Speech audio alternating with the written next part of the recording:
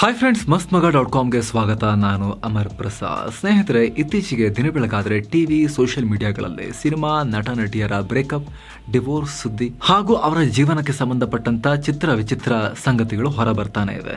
ಯಾವ ಮಟ್ಟಿಗಂದ್ರೆ ಹೊಸ ಸರ್ಕಾರ, ಚುನಾವಣಾ ಫಲಿತಾಂಶ, ಯುದ್ಧ, ವರ್ಲ್ಡ್ ಕಪ್ ಫೀವರ್ ಅನ್ನ ಮೀರಿಸಿ ಜನರ ಕಿವಿಯನ್ನ ಇವು ನಿಮಿರಿಸ್ತಾ ಇವೆ. ಕೇವಲ ಸಿನಿಮಾ ನಟರಷ್ಟೇ ಅಲ್ಲ, ಕ್ರೀಡಾ ತಾರೆಯರು, ರಾಜಕಾರಣಿಗಳು, ಅಲ್ಲಿಂದ ಹಿಡಿದು ಸಣ್ಣ ಪುಟ್ಟ ಸೋಷಿಯಲ್ ಮೀಡಿಯಾ ಸೆಲೆಬ್ರಿಟಿಗಳ ತನಕ ಎಲ್ಲರೂ ಅವರ ಜೀವನವನ್ನ ಪಬ್ಲಿಕ್ ಎಂಟರ್ಟೈನ್ಮೆಂಟ್ ಸಾಧನದ ರೀತಿ ಮಾಡ್ಕೊಂಡ್ಬಿಟ್ಟಿದ್ದಾರೆ. ರಿಲೇಶನ್ಶಿಪ್ ವಿಚಾರದಲ್ಲಿ ಬಹಳ ಕಾಂಪ್ಲಿಕೇಟೆಡ್ ಆಗಿ ಕಾಣಿಸ್ತಾ ಇದ್ದಾರೆ. ಈ ತಾರೆಗಳ ಜೀವನದಲ್ಲಿ ಯಾಕೆ ಹೀಗಾಗುತ್ತೆ? ವರ್ಷಾನುಗಟ್ಟಲೆ ಪ್ರೀತಿಸಿ ಮದುವೆಯಾದರೂ ಕೂಡ ಒಂದೆರಡು ವರ್ಷಕ್ಕೆ ಬೇರೆ ಆಗೋದು ಯಾಕೆ? ಸೆಲೆಬ್ರಿಟಿಗಳು ತಮ್ಮ ಲೈಫ್ ಪಾರ್ಟ್ನರ್ಗೆ ಮೋಸ ಮಾಡಿ ಒಂದಾದ್ಮೇಲೊಂದು ರಿಲೇಶನ್ಶಿಪ್ನಲ್ಲಿ ಇರೋದು ಯಾಕೆ? ಇದರಿಂದ ಸಾಮಾನ್ಯ ಜನರಿಗೆ ಏನ್ ಮೆಸೇಜ್ ಹೋಗಬಹುದು? ಎಲ್ಲವನ್ನ ಕ್ವಿಕ್ ಆಗಿ ಅನಲೈಸ್ ಮಾಡೋ ಪ್ರಯತ್ನವನ್ನ ಮಾಡ್ತಾ ಹೋಗೋಣ. ಹಾರ್ದಿಕ್ ಪಾಂಡ್ಯ, ನತಾಶಾ, ರಣವೀರ್, ದೀಪಿಕಾ ಡಿವೋರ್ಸ್ ರೂಮರ್, ಚಂದನ್ ಶೆಟ್ಟಿ, ನಿವೇದಿತಾ ಗೌಡ ವಿಚ್ಛೇದನ, ಯುವರಾಜ್ ಕುಮಾರ್, ಶ್ರೀದೇವಿ, ಶೋಯಿಬ್ ಮಲ್ಲಿಕ್, ಸಾನಿಯಾ ಮಿರ್ಜಾ, ಮಲೈಕಾ ಅರೋರಾ, ಅರ್ಜುನ್ ಕಪೂರ್, ರಕ್ಷಿತ್, ರಶ್ಮಿಕಾ, ದರ್ಶನ್ ಕೇಸು, ಇವೆಲ್ಲ ಸದ್ಯಕ್ಕೆ ಸದ್ದು ಮಾಡ್ತಾ ಇರೋ ಇಂತಹ ಬ್ರೇಕಪ್, ಚೀಟಿಂಗು, ಡಿವೋರ್ಸು ಇತ್ಯಾದಿ ಇತ್ಯಾದಿ ಮಸಾಲಾ ಸ್ಟೋರಿಗಳು. ಈ ಲಿಸ್ಟ್ ಇಲ್ಲಿಗೆ ಮುಗಿಯಲ್ಲ, ಬಟ್ ರೀಸೆಂಟ್ ಎಕ್ಸಾಂಪಲ್ಸ್ನ ಕೊಟ್ಟಿದ್ದೀವಿ ಅಷ್ಟೇ. ಅಷ್ಟೊಂದು ಸ್ಟೋರೀಸ್ ಬಾಲಿವುಡ್ನಿಂದ ಸ್ಯಾಂಡಲ್ವುಡ್ ತನಕ ಎಲ್ಲ ಕಡೆ ವರದಿ ಆಗ್ತಾನೆ ಇದೆ. ಅದರಲ್ಲೂ ಕೂಡ ಸ್ಟಾರ್ಸ್ ಅಂತ ಕರೆಸ್ಕೊಂಡವರಲ್ಲಿ ಈ ಇನ್ಫಿಡೆಲಿಟಿ ಅಥವಾ ದಾಂಪತ್ಯ ದ್ರೋಹ ಬಹಳ ಕಾಮನ್ ಆಗಿ ಹೋಗಿದೆ. ಏನು, ಮೊನೊಗಮಿ ಅಥವಾ ಏಕಪತ್ನಿತ್ವ, ಒಬ್ಬರ ಜೊತೆ ರಿಲೇಶನ್ಶಿಪ್ನಲ್ಲಿ ಜೀವನ ಪರ್ಯಂತ ಇರೋದು ಅಪರೂಪ ಆಗಿದೆ. ಇದನ್ನು ನಾವಷ್ಟೇ ಹೇಳ್ತಾ ಇಲ್ಲ.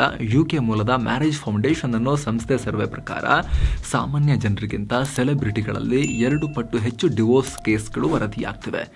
ಇದು ವಿದೇಶಿ ಡೇಟಾ ಆದ್ರೂ ಭಾರತದಲ್ಲಿ ಹೆಚ್ಚಿನ ಡಿಫರೆನ್ಸ್ ಇರೋ ತರ ಕಾಣಿಸ್ತಾ ಇಲ್ಲ. ಹಾಗಿದ್ರೆ ಈ ರೀತಿ ಆಗೋಕೆ ಏನೆಲ್ಲ ಅಂಶಗಳು ಕಾರಣ ಆಗ್ತಿರ್ಬೋದು? ಅದನ್ನ ಕ್ವಿಕ್ ಆಗಿ ನೋಡ್ತಾ ಹೋಗೋ ಪ್ರಯತ್ನವನ್ನ ಮಾಡೋಣ.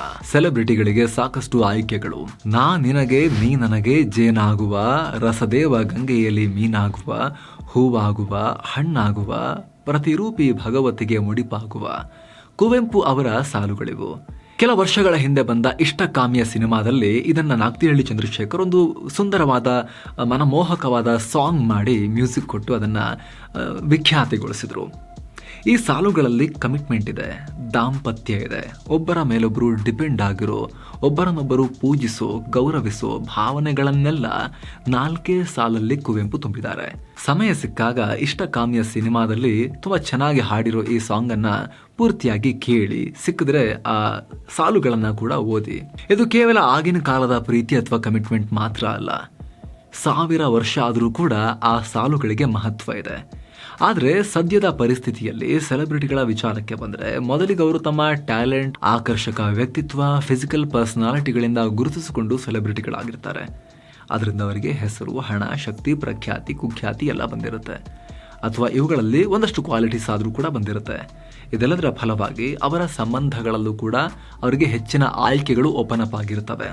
ಹಾಗಂತ ಎಲ್ಲ ಸೆಲೆಬ್ರಿಟಿಗಳು ಈ ಆಯ್ಕೆಗಳ ದಾರಿಯಲ್ಲಿ ಹೋಗ್ತಾರೆ ಅಂತಲ್ಲ. ಅದ್ಭುತ ದಾಂಪತ್ಯ ನಡೆಸಿರೋರನ್ನ, ಆದರ್ಶ ದಂಪತಿಗಳನ್ನ ನಮ್ಮ ಸ್ಯಾಂಡಲ್ವುಡ್ ಸೇರಿದಂತೆ ಎಲ್ಲ ಕ್ಷೇತ್ರಗಳಲ್ಲಿ ಸಾಧನೆ ಮಾಡಿರೋರಲ್ಲೂ ಕಾಣಬಹುದು. ಆದರೆ ಕೆಲ ಸೆಲೆಬ್ರಿಟಿಗಳ ಕೇಸ್ಗಳಲ್ಲಿ ಕಮಿಟ್ಮೆಂಟ್ನ ಅಭಾವ ಇರೋದನ್ನ ನಾವು ನೋಡ್ಬೋದು. ಸೈಕಾಲಜಿಯ ರಿಲೇಶನ್ಶಿಪ್ ಸೈನ್ಸ್ನಲ್ಲಿ ಬರೋ ಇಂಟರ್ ಡಿಪೆಂಡೆನ್ಸ್ ಥಿಯರಿ ಪ್ರಕಾರ ಸೆಲೆಬ್ರಿಟಿಗಳಿಗೆ ಬಹಳಷ್ಟು ಆಲ್ಟರ್ನೇಟಿವ್ ಆಪ್ಷನ್ಸ್ ಇರುತ್ತೆ. ಅದರಲ್ಲೂ ಕ್ವಾಲಿಟಿ ಆಲ್ಟರ್ನೇಟಿವ್ಸ್ ಇರುತ್ತಂತೆ. ಆದರೆ ಒಬ್ಬರು ಸೆಲೆಬ್ರಿಟಿ ಅವರ ಸದ್ಯದ ಪಾರ್ಟ್ನರ್ ಜೊತೆ ಸುಖವಾಗಿಲ್ಲ ಅಂತಂದರೆ ಅವರ ಮುಂದಿನ ಸಂಭಾವ್ಯ ಪಾರ್ಟ್ನರ್ಗಳು ಈಗಿನ ಪಾರ್ಟ್ನರ್ಗಿಂತ ಬೆಟರ್ ಅನ್ನೋ ಮೆಂಟಾಲಿಟಿಯಲ್ಲಿರ್ತಾರೆ. ಹಾಗಾಗಿ ಸದ್ಯದ ಪಾರ್ಟ್ನರ್ ಜೊತೆಯಲ್ಲಿ ಸ್ಟ್ರಾಂಗ್ ಕಮಿಟ್ಮೆಂಟ್ ಅವರಿಗೆ ಬೆಳೆಯೋದೇ ಇಲ್ಲ, ಅನಿವಾರ್ಯತೆ ಇರೋದಿಲ್ಲ ಅವರಿಗೆ. ಕೆಲವೊಮ್ಮೆ ಸಂಬಂಧ ಚೆನ್ನಾಗಿದ್ರೂ ಕೂಡ ಕೆಲವು ನಿರೀಕ್ಷೆಗಳು ಅವರನ್ನು ಬೇರೊಬ್ಬರ ಕಡೆಗೆ ಸೆಳೆದು ಕಮಿಟ್ಮೆಂಟ್ ಹಾಗೂ ವ್ಯಕ್ತಿ ನಿಷ್ಠೆಯನ್ನು ಹಾಳು ಮಾಡ್ತವೆ. ಜೊತೆಗೆ ಸೆಲೆಬ್ರಿಟಿಗಳಿಗೆ ಮ್ಯಾಟ್ರಿಮೋನಿಯಲ್ ವೆಬ್ಸೈಟ್ಗೆ ಹೋಗಿ ಪ್ರೊಫೈಲ್ ಕ್ರಿಯೇಟ್ ಮಾಡೋ ಅಗತ್ಯ ಇರೋದಿಲ್ಲ. ಮದುವೆ ಬ್ರೋಕರ್ ಮೂಲಕ ಹೆಣ್ಣು ಗಂಡು ಹುಡುಕೋ ಅಗತ್ಯ ಇರೋದಿಲ್ಲ. 3ನೇ ಮದುವೆಯಾದರೂ 4ನೇ ಮದುವೆಯಾದರೂ ಪಾರ್ಟ್ನರ್ಗಳಿಗೆ ಅವರಿಗೆ ಕೊರತೆ ಇರೋದಿಲ್ಲ. ಕೇವಲ ಮದುವೆ ಅಂತಲ್ಲ, ಕೇವಲ ದೈಹಿಕ ಸಂಬಂಧಕ್ಕೆ ಸೀಮಿತವಾಗಿರೋ ಸಂಬಂಧಗಳನ್ನು ಹೊಂದೋಕ್ಕೂ ಕೂಡ ಇವರಿಗೆ ಪಾರ್ಟ್ನರ್ ಸಿಗೋದು ಕಷ್ಟ ಆಗಲ್ಲ. ಸಿಂಗಲ್ ಆಗಿ ಬದುಕೋ ಸಂದರ್ಭ ಬರೋದು ತುಂಬ ಕಮ್ಮಿ ಇವರಿಗೆ. ಇನ್ನು ಇತ್ತೀಚಿನ ಜೋಡಿಗಳಲ್ಲಿ ಎಮೋಷನಲ್ ಕನೆಕ್ಷನ್ ಅಷ್ಟಾಗಿರೋದಿಲ್ಲ. ಆರ್ಥಿಕವಾಗಿ ಅನುಕೂಲಕರವಾಗಿದ್ದು ತಮಗೆ ಇಷ್ಟ ಬಂದಂತೆ ಬದುಕೋ ಜೀವನಕ್ಕೆ ಅವರು ಅಡಾಪ್ಟ್ ಆಗಿರ್ತಾರೆ. ಇನ್ಫಿಡೆಲಿಟಿ ಅಥವಾ ದಾಂಪತ್ಯ ದ್ರೋಹ. ಸಾಮಾನ್ಯ ಜನ ಸೆಲೆಬ್ರಿಟಿಗಳ ಫ್ಯಾನ್ಸ್ ಆಗ್ತಾರೆ. ಸೆಲೆಬ್ರಿಟಿಗಳ ಮೇಲೆ ಕ್ರಶ್ ಆಗೋದು ಸಹಜ. ಸಾಮಾನ್ಯ ಜನ ಅಂತ ತಾರೆಗಳು ಬರೋ ಕಾರ್ಯಕ್ರಮಕ್ಕೆ ಹೋಗ್ತಾರೆ, ಸೋಷಿಯಲ್ ಮೀಡಿಯಾಗಳಲ್ಲಿ ಫಾಲೋ ಮಾಡ್ತಾರೆ, ಹುಚ್ಚು ಅಭಿಮಾನವನ್ನ ವ್ಯಕ್ತಪಡಿಸ್ತಾರೆ. ಆದರೆ ಸೆಲೆಬ್ರಿಟಿಗಳಿಗೆ ಇನ್ನೊಬ್ಬ ಸೆಲೆಬ್ರಿಟಿ ಮೇಲೆ ಕ್ರಶ್ ಆಗೋದ್ರಿಂದ ಹೊಸ ರಿಲೇಶನ್ಶಿಪ್ಗಳನ್ನ ಶುರು ಹಚ್ಕೊತಾರೆ. ಯಾಕಂದ್ರೆ ಅವರಿಗೆ ಸಂಪರ್ಕ ಈಸಿಯಾಗಿ ಸಿಗತ್ತೆ. ಇಬ್ರು ಸೆಲೆಬ್ರಿಟಿಗಳಾಗಿ ಒಂದೇ ಫೀಲ್ಡ್ನಲ್ಲಿರೋದ್ರಿಂದ ಪ್ರೇಮಾಂಕುರ ಆಗಿ ಸಂಬಂಧ ಶುರುವಾಗುತ್ತೆ. ಯಾರೊಬ್ಬ ಸೆಲೆಬ್ರಿಟಿ ತೀರಾ ಕೆಳಗಿಳಿದು ಅವರ ಅಭಿಮಾನಿಗಳ ಲೆವೆಲ್ನಲ್ಲಿ ಸಂಬಂಧವನ್ನ ಶುರು ಮಾಡ್ಕೊಳ್ಳೋದು ಅವರಿಗೆ ಮೇಲಿಂದ ತುಂಬಾ ಕೆಳಗಿಳಿದು ಚಟುವಟಿಕೆ ನಡೆಸಿದಂಗೆ ಅವರಿಗೆ ಅನ್ಸುತ್ತೆ. ಹಾಗಾಗಿ ಅವರಿಗೆ ಅವರವ್ರದೇ ಸರ್ಕಲ್ನಲ್ಲಿ ಅವರವ್ರದೇ ಲೆವೆಲ್ನಲ್ಲಿ ಇರೋ ಅಲ್ಪ ಸ್ವಲ್ಪ ಜನರಲ್ಲೇನೆ ಆ ಸರ್ಕಲ್ನಲ್ಲೇನೆ ಪದೇ ಚೇಂಜ್ ಅನ್ನೋ ವಾತಾವರಣ ಇರುತ್ತೆ ಅನ್ನೋ ವಿಶ್ಲೇಷಣೆ ಕೂಡ ಮಾಡಲಾಗುತ್ತೆ. ಜೊತೆಗೆ ಈ ಕ್ರಶ್ ಅಥವಾ ಅಟ್ರಾಕ್ಷನ್ ಜೀವನದಲ್ಲಿ ಒಮ್ಮೆ ಮಾತ್ರ ಆಗೋ ಥರದ್ದಲ್ಲ. ಒಂದು ರಿಲೇಶನ್ಶಿಪ್ನಲ್ಲಿ ಇರುವಾಗಲೇ ಇನ್ನೊಬ್ಬ ಸೆಲೆಬ್ರಿಟಿ ಮೇಲೆ ಕ್ರಶ್ ಆಗಿ ಅದು ಚೀಟಿಂಗ್ಗೆ ದಾರಿ ಮಾಡಿಕೊಡೋ ಸಾಧ್ಯತೆ ಇರುತ್ತೆ. ಮದುವೆ ಆಗಿಲ್ಲದ ಸೆಲೆಬ್ರಿಟಿಗಳು ಡೇಟ್ ಮಾಡಿದ್ರೆ ಅದು ರಿಲೇಶನ್ಶಿಪ್ ಆಗುತ್ತೆ. ಆದರೆ ಈ ಇಬ್ಬರಲ್ಲಿ ಒಬ್ಬರು ಮದುವೆಯಾಗಿದ್ರೂ ಕೂಡ ಅದು ಅಫೇರ್ ಆಗುತ್ತೆ, ಚೀಟಿಂಗ್ ಆಗುತ್ತೆ, ಇನ್ಫಿಡೆಲಿಟಿ ಅಥವಾ ದಾಂಪತ್ಯ ದ್ರೋಹ ಆಗುತ್ತೆ. ಅದಾಗಿ ಲೈಫ್ ಪಾರ್ಟ್ನರ್ಗೆ ಮೋಸ ಮಾಡ್ದಂಗಾಗತ್ತೆ. ಕೆಲವೊಮ್ಮೆ ಸಿನಿಮಾಗಳ ಆನ್ ಸ್ಕ್ರೀನ್ ಜೋಡಿಗಳು ಡೇಟ್ ಮಾಡೋದನ್ನ ನೀವು ನೋಡಿರ್ಬೋದು. ಬಾಲಿವುಡ್ನಲ್ಲಿದು ಹೆಚ್ಚು ಓಪನ್ ಆಗಿ ಕಣ್ಣಿಗೆ ಕಾಣುತ್ತೆ. ಈ ಡೇಟ್ಗಳು ಮುಂದೆ ರಿಲೇಶನ್ಶಿಪ್ ವರೆಗೂ ಹೋಗಿ ಸಿನಿಮಾ ಮುಗಿದ ಮೇಲೆ ಕೆಲವೊಂದ್ಸಲ ಬ್ರೇಕಪ್ ಆಗಿರುತ್ತೆ. ಯಾಕಂದ್ರೆ ಹೊಸ ಸಿನಿಮಾದಲ್ಲಿ ಮತ್ತೆ ಹೊಸ ಪರಿಚಯ ಆಗಿರುತ್ತೆ.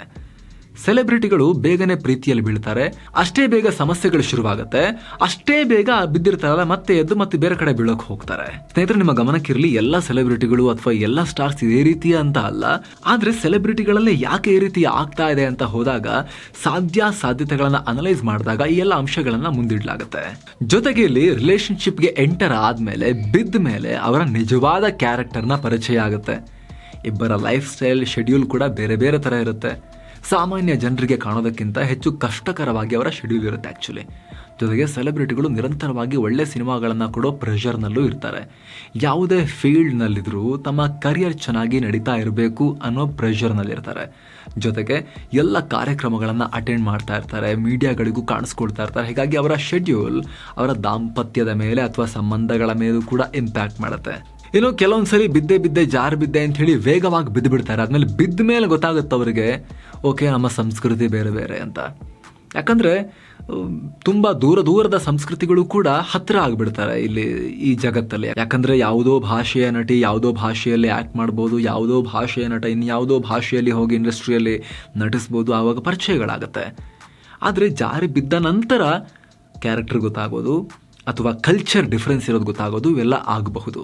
ಇನ್ನೂ ಕೆಲವು ಸಲ ಬಹಳ ಹೆಚ್ಚಿನ ವಯಸ್ಸಿನ ಅಂತರ ಇರಬಹುದು. ಆರಂಭದಲ್ಲಿ ಹೊರಗಿಂದ ನೋಡಿದಾಗ ಮೀಟ್ ಆದಾಗ ಒಂದು ಮಟ್ಟಿಗೆ ಮೇಂಟೈನ್ ಮಾಡಿರ್ತಾರಲ್ಲ, ಹಾಗಾಗಿ ಏನೂ ಪ್ರಾಬ್ಲಮ್ ಇಲ್ಲ ಅಂತ ಅನಿಸಬಹುದು. ಆದರೆ ಬಿದ್ದಾದ ಮೇಲೆ ಆ ಸಂಬಂಧವನ್ನ ಟೇಕ್ ಆಫ್ ಮಾಡೋ ಸಂದರ್ಭದಲ್ಲಿ ಟೇಕ್ ಆಫೇ ಆಗ್ತಿಲ್ಲ ಅಂತ ಗೊತ್ತಾದಾಗ ಪ್ರಾಬ್ಲಮ್ ಇದೆ ಅಂತ ಗೊತ್ತಾಗಿ ಆಮೇಲೂ ಕೂಡ ಸಮಸ್ಯೆ ಆಗ್ಬೋದು. ಜೊತೆಗೆ ಕೆಲವರಿಗೆ ಸ್ವಪ್ರಶಂಸೆ ಅನ್ನೋದು ಕೂಡ ಪ್ರಾಬ್ಲಮ್ ಆಗ್ಬೋದು. ಅಂದ್ರೆ ದೊಡ್ಡ ಸೆಲೆಬ್ರಿಟಿ ಅಂತ ಅನ್ಕೊಳ್ಳಿ, ನೀವು ನಿಮಗೆ ಲಕ್ಷಾಂತರ ಜನ ಫ್ಯಾನ್ಸ್ ಇದ್ದಾರೆ ಅಂತ ಅನ್ಕೊಳ್ಳಿ, ಎಲ್ಲರೂ ಬರೀ ಹೊಗಳ್ತಾ ಇರ್ತಾರೆ. ಯಾಕಂದ್ರೆ ಒಂದು ಸೈಡ್ ಮಾತ್ರ ನೋಡಿರ್ತಾರೆ. ಆದರೆ ನಿಮ್ಮ ಪಾರ್ಟ್ನರ್ ಜೊತೆ ನೀವು ವಾಸಿಸ್ತಿರ್ಬೇಕಾದ್ರೆ ಅಥವಾ ಒಂದು ಸಂಬಂಧದಲ್ಲಿದ್ದಾಗ ಅವರಿಗೆ ನಿಮಗೆ ಒಂದು ಸೈಡ್ ಮಾತ್ರ ಅಲ್ಲ, ನಿಮ್ಮ ಒಳ ಹೊರಗೆಲ್ಲವೂ ಗೊತ್ತಾಗ್ತಾ ಇರುತ್ತೆ. ಅವರು ಇಷ್ಟ ಆಗದೆ ಇರೋದನ್ನ ನಿಮಗೆ ಹೇಳ್ತಾ ಇರ್ತಾರೆ. ಆದರೆ ಲಕ್ಷಾಂತರ ಜನ ನನ್ನನ್ನು ಹೊಗಳ್ತಾರೆ, ಈಕೆ ಅಥವಾ ಈತ ನನಗೇನು ಹೇಳೋದು ಅಂತ ನಿಮಗೆ ಕಿರಿಕಿರಿ ಆಗ್ಬೋದು. ಇಂತಹ ಸ್ವಪ್ರತಿಷ್ಠೆಯಿಂದ ಕೂಡ ಕೆಲವೊಂದ್ಸಲ ಸೆಲೆಬ್ರಿಟಿಗಳ ಬ್ರೇಕಪ್ ಆಗುತ್ತೆ. ವಿಪರ್ಯಾಸ ಅಂದರೆ ಕೆಲವೊಮ್ಮೆ ವಿವಾಹಿತ ನಟಿ ತನ್ನ ಪತಿಗಿಂತ ಜಾಸ್ತಿ ಪಾಪ್ಯುಲರ್ ಆದರೆ ಅಲ್ಲೂ ಸಮಸ್ಯೆ ಶುರುವಾಗಿರೋ ಎಕ್ಸಾಂಪಲ್ಸ್ ಇದೆ. ಸಂಸಾರದಲ್ಲಿ ಅಭದ್ರತೆ ಕಾಣಿಸಿಕೊಂಡಿರೋ ಎಕ್ಸಾಂಪಲ್ಸ್ ಕೂಡ ಇದೆ. ಕಮಿಟ್ಮೆಂಟ್. ಸ್ನೇಹಿತರೆ, ಸೆಲೆಬ್ರಿಟಿಗಳಾದರೂ ಸಾಮಾನ್ಯ ಜನರಾದರೂ ಸಂಬಂಧಗಳಲ್ಲಿ ಕಮಿಟ್ಮೆಂಟ್ ಬಹಳ ಮುಖ್ಯ. ಸುಂದರ ಸೆಲೆಬ್ರಿಟಿಗಳು ಜೀವನ ಪೂರ್ತಿ ಒಬ್ಬರೇ ಪಾರ್ಟ್ನರ್ಗಳ ಜೊತೆ ಇರೋ ಉದಾಹರಣೆಗಳು ಬಹಳಷ್ಟಿವೆ. ಕಮಿಟ್ಮೆಂಟ್ ಇಲ್ಲ ಅಂದರೆ ಪಾರ್ಟ್ನರ್ಸಲ್ಲಿ ತಪ್ಪು ಹುಡುಕೋದು ಜಾಸ್ತಿ ಆಗುತ್ತೆ. ಆಗ ಕಣ್ಣಿಗೆ ಪಾರ್ಟ್ನರ್ ಡಿಸೈರಬಲ್ ಆಗಿ ಅಥವಾ ತುಂಬ ಅಟ್ರಾಕ್ಟಿವ್ ಆಗಿ ಕಾಣಿಸಲ್ಲ, ತಪ್ಪುಗಳು ಜಾಸ್ತಿ ಕಾಣಿಸೋಕೆ ಶುರುವಾಗ್ತವೆ. ಆಗ ಈಸಿಯಾಗಿ ಬ್ರೇಕಪ್ ಆಗ್ತವೆ. ಮುಖ್ಯವಾಗಿ ಚೀಟಿಂಗ್ ಅಥವಾ ಮೋಸ ಮಾಡೋದು ಒಂದು ಚಾಯ್ಸ್. ಹೆಚ್ಚು ಆಪ್ಷನ್ಸ್, ಹೆಚ್ಚು ಟೆಂಪ್ಟೇಷನ್ಗಳಿರೋದು ಒಬ್ಬರ ಕಮಿಟ್ಮೆಂಟನ್ನು ಟೆಸ್ಟ್ ಮಾಡುತ್ತೆ. ಅದರಲ್ಲೂ ಸೆಲೆಬ್ರಿಟಿಗಳು ತಮ್ಮ ಈಗಿನ ಸಂಬಂಧಗಳಲ್ಲಿ ಸಮಸ್ಯೆಗಳನ್ನು ಎದುರಿಸ್ತಾ ಇದ್ರೆ ಮುಂದಿನ ಬೆಟರ್ ಆಪ್ಷನ್ಗಳ ಕಡೆಗೆ ಬೇಗ ಜಾರ್ತಾರೆ. ಇಂತಹ ಡಿಸ್ಟ್ರಾಕ್ಷನ್ಗಳನ್ನು ಅವಾಯ್ಡ್ ಮಾಡಬೇಕು ಅಂದರೆ ಸ್ಟ್ರಾಂಗ್ ಕಮಿಟ್ಮೆಂಟ್ ಇದ್ರೆ ಮಾತ್ರ ಸಾಧ್ಯ. ಸೊ ಫ್ರೆಂಡ್ಸ್, ಇದಾಗಿತ್ತು ಸೆಲೆಬ್ರಿಟಿಗಳಲ್ಲೇ ಅಥವಾ ಒಂದಷ್ಟು ಪ್ರಖ್ಯಾತಿಯನ್ನ ಗಳಿಸಿರೋರಲ್ಲೇ ಈ ರೀತಿ ಸಮಸ್ಯೆಗಳು ಯಾಕೆ ಜಾಸ್ತಿ ಕಾಣಿಸ್ಕೊಳ್ತವೆ ಅಂತ, ಅವುಗಳಲ್ಲಿ ಪ್ರಮುಖವಾಗಿರೋದನ್ನ ಅನಲೈಸ್ ಮಾಡೋ ಪ್ರಯತ್ನವನ್ನು ನಾವು ಮಾಡಿದ್ದೀವಿ. ಇದೆಲ್ಲಕ್ಕಿಂತ ಹೆಚ್ಚಾಗಿ ಎಲ್ಲ ಅಂಶಗಳ ಜೊತೆಗೆ ಸೆಲೆಬ್ರಿಟಿಗಳದಾಗಿದ್ದಕ್ಕೆ ಅದು ಜಾಸ್ತಿ ಸುದ್ದಿ ಆಗುತ್ತೆ ಅನ್ನೋದು, ಜೊತೆಗೆ ಜನರಿಗೆ ಅದರಲ್ಲಿ ಇಂಟ್ರೆಸ್ಟ್ ಇರುತ್ತೆ, ಹಾಗಾಗಿ ಜಾಸ್ತಿ ವೈರಲ್ ಆಗುತ್ತೆ ಅನ್ನೋದು ಕೂಡ ಗಮನಿಸಬೇಕಾಗಿರೋ ಸಂಗತಿ. Thank you so much. ಮತ್ತೆ ಭೇಟಿ ಆಗ್ತಿರೋಣ. ನಮಸ್ತೆ.